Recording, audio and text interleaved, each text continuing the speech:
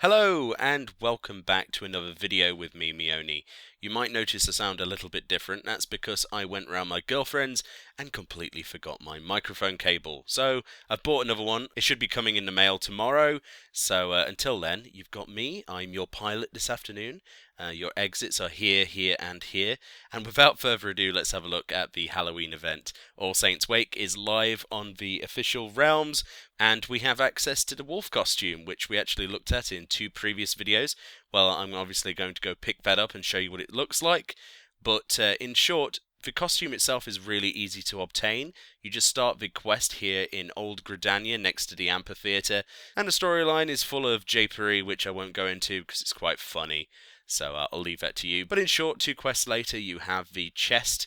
They've actually awarded a full chest of the gender-specific gear for you, so I obviously get the female wolf chest here for my character. This includes a helm, a chest piece, some gloves, some trousers, and some boots. The tail is attached to the chest piece, so if you want to make multiple glamours with this chest piece, if you specifically want to have a wolf tail jutting out, it's really quite nice, and there's quite a lot of people already on the official Reddit posting amazing glamours with this tail chest piece incorporated.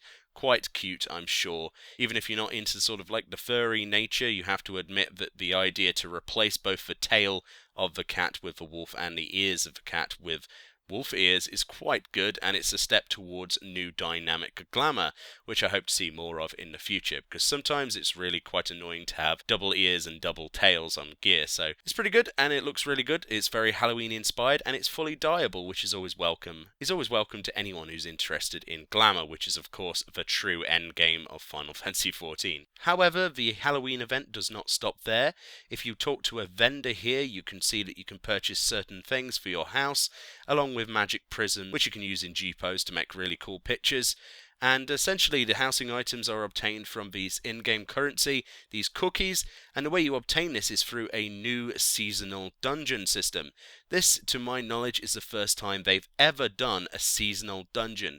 This reminds me of the days of World of Warcraft with Lord Ahun, if you're familiar with that, for the Midsummer Fire Festival event, where you would go in and defeat a boss and you would get some rewards. And it's a great step in a direction of having these seasonal dungeons. It's something that I actually really missed from World of Warcraft, and the rewards are pretty cool.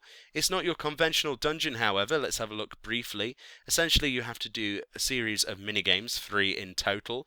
These could include collecting coals to light jack-o'-lanterns, to find cookies in jack-o'-lantern chests, and a mixture of other things. The maps were actually data mined for this, and not many people knew what it was for, but it's its own little entity. And the best thing about this as well is there are no role restrictions, so you can go in there with anybody you want. 4 DPS, 4 healers, it doesn't matter because you're not actually using your actions or abilities, and you can't actually DPS the mobs inside. If you get seen by the mobs inside, it will decrease a certain amount of this sanity meter, which is shared between your party members. If this reaches 0, then the duty will fail. You can use certain things inside here, these clickables, which will basically give you a limited time buff of invisibility, which allows you to trek around the dungeon.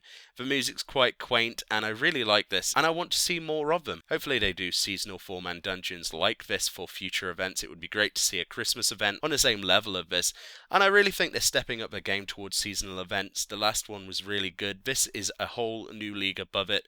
I'm really excited to see what they do in the future. But if you're not interested in picking up any of the housing items, then you don't have to go and do this dungeon. But in short, you can get a really nice dyeable costume out of it, and all in all, I really like the event. So what do you think about the costume? Do you dislike the idea of gender-specific gear? Do you think gear should be genderless and are basically equipable by all? Or do you believe that it's best to design items specifically for genders because things can be more tailored towards that gender? Let me know below what you think of the event. Thank you very much for watching. Your exits are here and here, and I'll see you next time, hopefully with a better microphone. This is your pilot speaking. We're about to die. Good night.